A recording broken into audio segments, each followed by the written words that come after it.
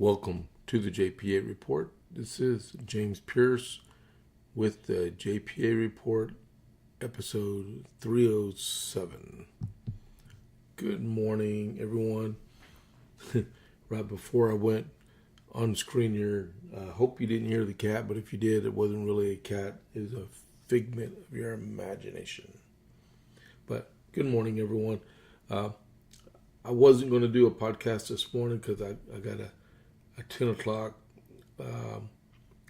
interview with a candidate, but I couldn't even finish up what I did yesterday, and it keeps building up and I think I'm have too much information this afternoon for my 12 o'clock podcast, but we'll see how that goes. This is only 30 minutes.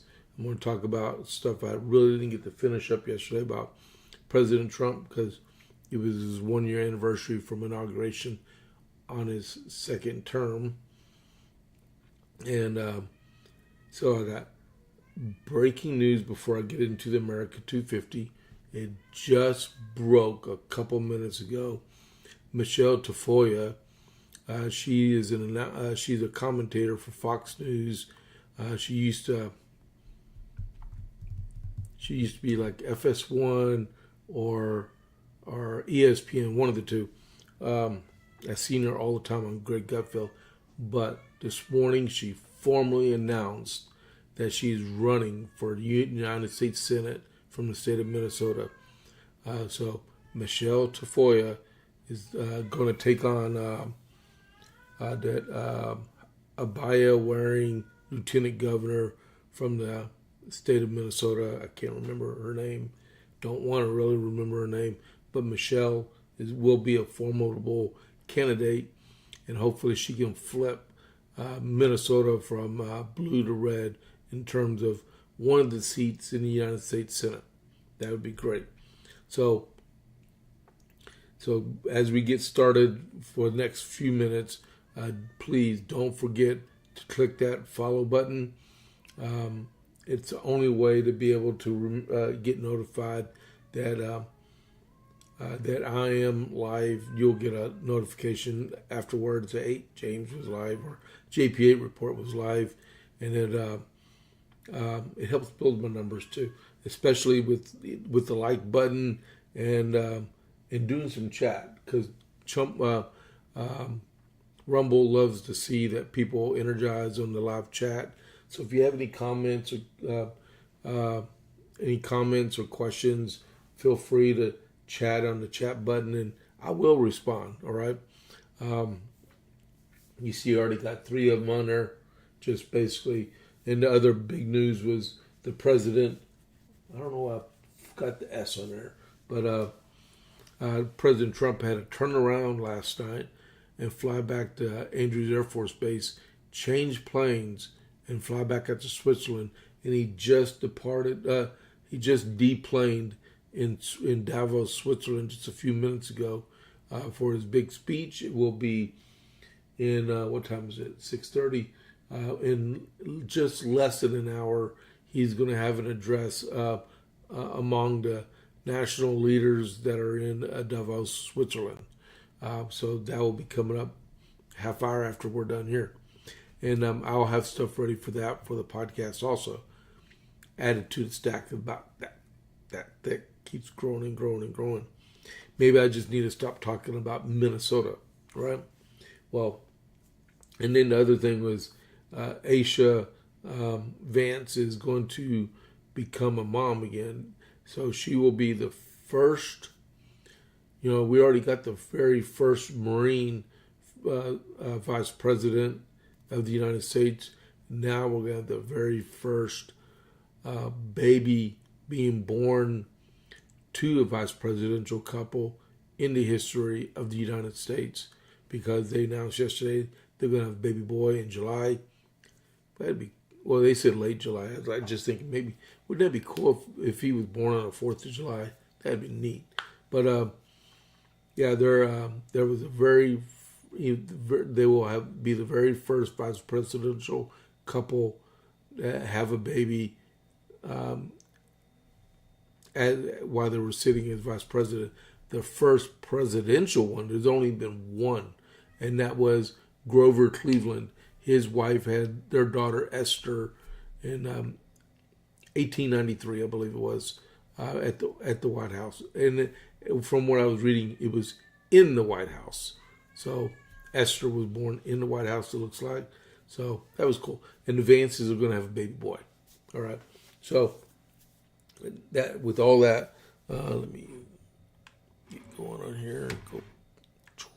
All right. So please follow me. Please like me. I always like people to like me.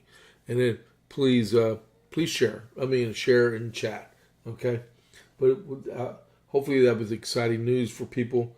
And then at 10 o'clock this morning, I'm going to be interviewing a congressional candidate from CD 31, and I'll put that out later on today too.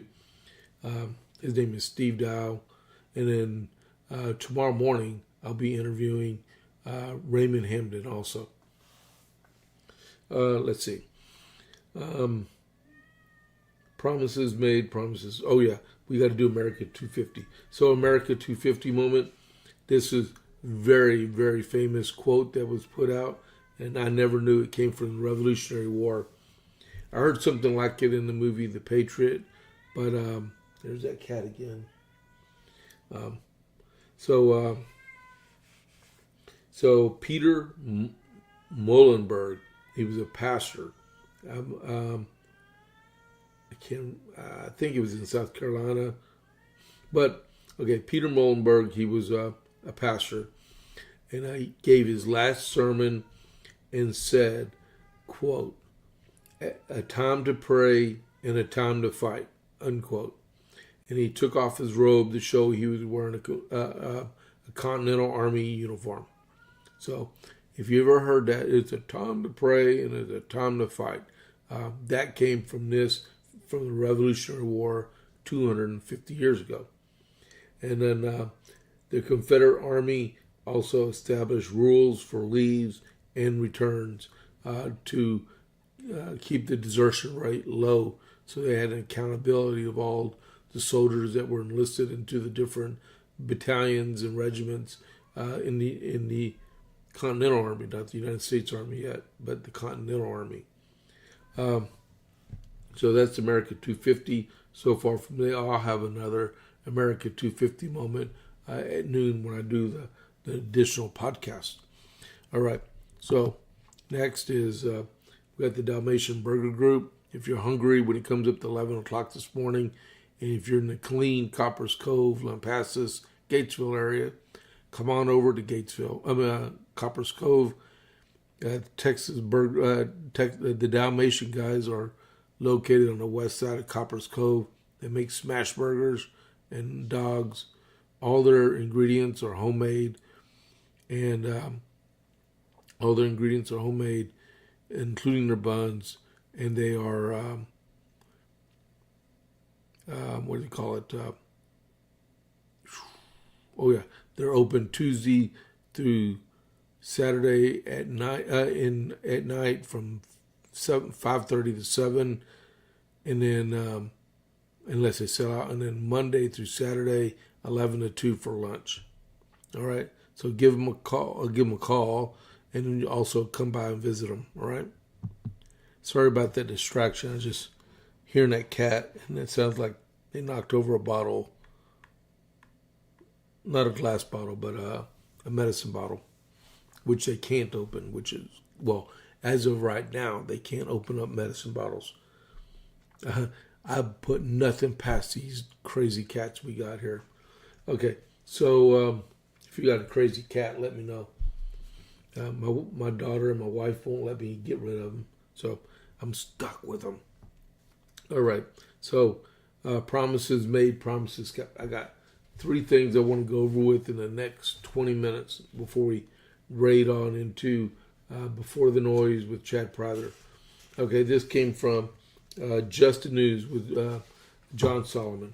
All right, Tuesday marks a 1-year anniversary of President Trump's return to office for his second term, and the country is nearly unrecognizable from the way it looked under his predecessor, former president, I'll say Joe Biden instead of AutoPen. Okay, so mortgages then and now. The average 30-year fixed rate mortgage right now is roughly 6.02%, down from 7.04 a year ago in January when Biden was still in office. However, that's 0.75 of a point down from the rate it was in October 2023 when the 30-year fixed rate mortgage was at 7.79%. The average rates were roughly 2.5 times higher when Biden took over from Trump's first term. I couldn't even imagine paying 8%, almost 8% interest on my house. In an effort to we'll go to the next one. As of January 2026, the national average price for regular gasoline is roughly 2.82 cents per gallon, down from around 3.08 in January 2025, under the end of the Biden administration, unless you live in Copper's Cove, Texas. And a couple of days ago, I put gas in my truck for $2.14 a gallon.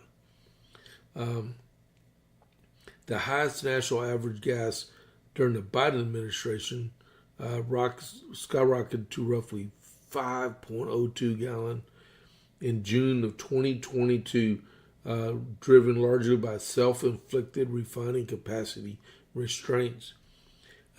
President AutoPen, in response, drained the nation's strategic petroleum reserve in an effort to reduce the pain at the pump, lowering prices an estimated 17 to 42 cents, which is pathetic. The reserve, which is stored in salt caverns across Louisiana and Texas, currently holds 413 million barrels of oil, about 60% of its full capacity, and President Trump wants to fill it and expand it. And then include with the SRP, Strategic Petroleum Reserve, a natural gas contingent on that also. Eggs. Right now, the national average retail price for a dozen grade A large eggs is $2.71, down from around $4.15 in January 2025 at the end of the Biden administration. I think we bought a carton of 18 eggs the other day, brown eggs, for a carton of 18 eggs. That's a dozen and a half for y'all people who live in California. $3, and I think $3.82 or $3.52, one of the two. The highest price under Biden was roughly $4.82 a dozen. We have chickens at our house, but they're yard birds now because they're almost 7 years old. We've only lost one. We still got 5, but they stopped laying eggs about a year ago, so we're back to buying eggs again. Biden inflation no more. The annual U.S. inflation rate from the federal government's monthly CPI now sits at 2.7% for the 12 months ending in December 2025, unchanged from the prior month and down from 3% at the end of Biden's term in January 2025. So inflation is going down. Remember what it was at the height of the Biden administration? President AutoPen came in 1 month at 9.1%. That almost killed everybody. Pretty much killed my business, I know that. And what became known as Biden inflation, the interest rate during the Biden administration peaked at 9.1% in June of 2022, the highest rate in over 40 years, with cumulative inflation total 21.5%. But it's down. It's way down. GDP. The latest BEA, Bureau Economic Analysis, showed the real domestic GDP grew at a solid 4.3% annualized in the third quarter of 2025. That's for July through September. That's before the Democrat shutdown. They're looking for fourth quarter to come in at 5.3%, including the Democrat shutdown also. And it's up substantially from the 2.4% in fourth quarter 24 under the Biden administration. It's like double. If you want a job, apply. Trump's America First agenda, including deregulation to spark business investment, energy dominance to keep costs down, extensions of tax cuts, and tariff moves to bring production back home. Remember what I told you all yesterday? 600 federal regulations have been cut in 1 year. 600. Because the president has a 10 for 1 ratio for regulations. Yeah. Immigration foreign policy. The following aggressive adoption of deportation operations throughout last year, the U.S. foreign-born population is now estimated to be at 51.5%, a decline of about 1.8 million from January of last year due to a negative net migration and heightened enforcement. Trump closed out the first year with border crossings down 95%. And this drop includes the illegal alien population, which fell about 576,000 amid over 622,000 reported deportations and reports of 1.9 million self-deportations. Under the Biden administration, foreign-born population grew at a peak of 53.3 million by January 2025. The illegal alien population reached a record 14 million in 2023 before beginning to stabilize to slightly decline in late 2024 because Trump was coming into office, with a sharp contraction in 2025 as Biden era deportations focused more on border encounters rather than interior enforcement. All right. So peace deals. He had peace deals with Armenia, Azerbaijan, from Congo and Rwanda, India, Pakistan, Iran, Israel ceasefire, the Thailand and Cambodia called the Kuala Lumpur Peace Accord, and Egypt, Ethiopian resolution. He's steadily trying to do something with Russia and Ukraine, and with Gaza. Okay, and while Biden's initiatives are such as rejoining the Paris Climate Agreement against Russia, his record reveals only two. While Biden pursued initiatives such as rejoining the Paris Climate Agreement. There's a block there. Okay, I can't even read the rest of it because it's blocked out. FBI captured a most wanted person. They caught 5 people on the top 10. Instead of going after political people here in the United States, they concentrated efforts with the FBI to go after the bad guys. That good cops be good cops, okay, and do good things. The first year of the president's second term, the FBI caught 5 of the 10 most wanted fugitives in the country. Kash Patel said the record was a result of Trump's laser focus on returning the proper role of the agency to focus on crime. In contrast, the Biden administration captured 4 of the top 10 during an entire 4-year entity. And then taxes. The tax reforms of the president's signature, one big beautiful bill, will result in an estimated 15% tax cut for middle-income Americans, those making $30,000 to $80,000. Officials said by the nonpartisan Joint Committee on Taxation concluded. The White House called the bill, which also includes reforms for eliminating taxes on tips, overtime, boosting the child tax credit, the largest tax cut in history for working and middle-class Americans. Remember, no tax on tips for $25,000 up to $25,000, no tax on overtime up to $25,000, and no tax on Social Security up to $6,000. I don't know what the child tax credit limit is. I should know that. I don't have kids at home anymore, so I don't have to worry about it. A record year in tariffs, in revenues.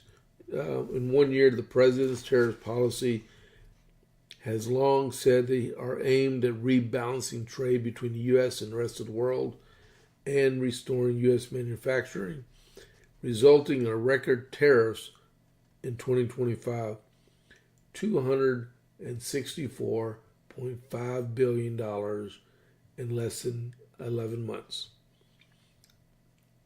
That's cool. Amanda Head wrote this for the Justin News. All right. And I don't know why that is on there. There we go. That's weird. Hold on. Let me see. There. I was wondering where that sheet of paper. I actually printed off an extra sheet. Okay, we're at 6:52, so we still got a little bit of time. There are some tremendous results that came out of the first year, and I'm telling you, I went on a tangent yesterday during the podcast. It is absolutely imperative that we retain the House and the Senate this coming November. Last night, I was reading, and it's going to be on the podcast later, that they said their first sights after they retake the House is they're going to impeach Kristi Noem at the Department of Homeland Security. You know, they ain't going to stop there. They're going to go after Pete Hegseth. They're going to go after Pam Bondi. They're going to go after the vice president, and they're going after the president. They're not going to stop until they make Hakeem Jeffries the president. They will not relent.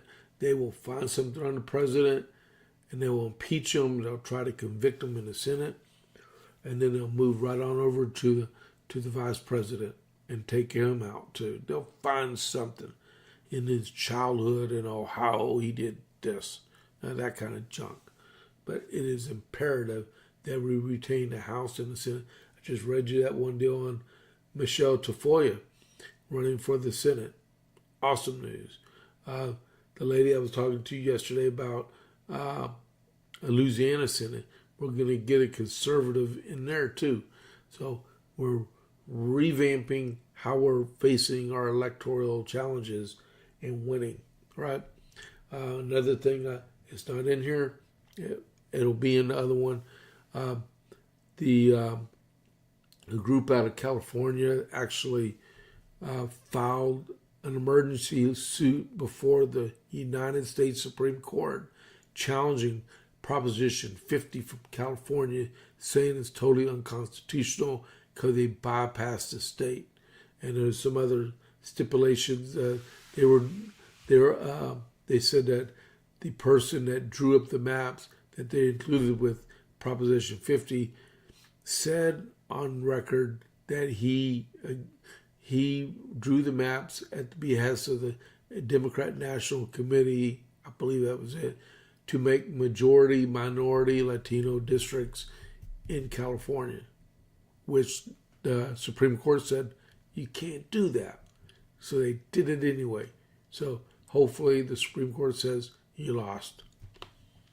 And they revert back to the maps they're currently in. Sorry about that. I had a cough drop. Do I have time to read through this real quick? I think it's a little bit of... Okay. Lee Carter wrote an opinion piece yesterday. Trump's approval ratings reveal what the legacy media refuses to see, or the lamestream media. Tuesday, January 20th, makes 1 year since Donald Trump returns to Oval Office. 1 year of executive orders, foreign policy shockwaves, immigration crackdowns, and a governing style that never once tried to soften its edges. A proven leader, right? And for 1 year, the same headlines has seemed to be everywhere. Trump is unpopular. Approval in the low 40s. Disapproval in the mid 50s. The verdict, according to the poll industrial complex, is clear. But 1 year in, it's worth asking a more uncomfortable question. What if the polls weren't telling us Trump is failing? What if they're telling us he is delivering? And the company is splitting in response? Because Trump is not like other presidents. And that means we are reading his first year through the wrong lenses. Most presidents spend their first year recalibrating. They discover the limits of their power. They soften their rhetoric. They explain why campaign promises were harder than expected. They govern in beige after campaigning in bold color. Trump never did that. He governed exactly how he campaigned and dared the country to react. He promised to get tough on immigration. He did. He promised to put America first, even if allies bristled. He did. He promised decisive action over consensus. He delivered it. You can agree with you can disagree with the choices, many do, but you cannot credibly argue that he misrepresented who he would be. And that's why his polling looks so strange and so stable 1 year in. According to national polling averages, Trump job approval sits 41 to 42%. His disapproval in the mid-50s. Those numbers dominate headlines. But during the same era, is the statistic that actually defines his first year. According to Wall Street Journal poll this week, 92% of voters who supported Trump in 2024 still approve of the job he's doing.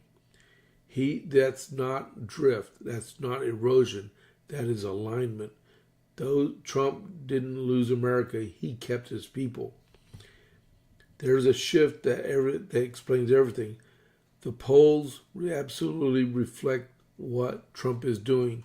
They just don't reflect the way they used to. In the past, performance led to persuasion. A good economy moved numbers up. A crisis moved them down. Voters behaved like jurors, weighing evidence and revising judgment. Today, voters. I'm running out of time. Voters have behaved more like mirrors. Trump acts and people don't reconsider. They react as they already do. Supporters see delivery. Opponents see confirmation. The same action produces opposite conclusions, and the polls record the split. Think of today's polling like polarized sunglasses. Everyone sees the same reality, but one lens turns red and the other turns blue. The event isn't hidden, it's filtered. Trump's presidency doesn't change minds, it clarifies them. That's why approval doesn't swing wildly. That's why scandals don't collapse support. That's why victories don't expand it.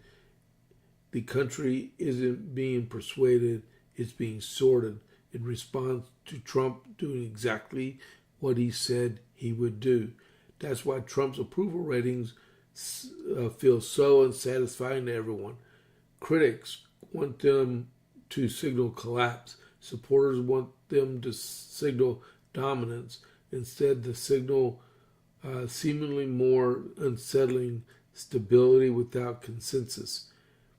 Recent polling suggests Trump approval has stabilized after early dips, but not because it's happening, but because everything is settling into place. The sides are formed, and the reactions are predictable, and the country has chosen its lenses. Trump isn't chasing approval, he's holding line, and that, 1 year in, is defining the future of his presidency. All right? Thank y'all for tuning in today, this morning, and I will see y'all in about 5 hours. I'm going to do a raid real quick and send this to Before the Noise. I'm a little bit late on that one. And this is James Pierce of the JP8 Report. I'll catch you on the flip side, and I'm out.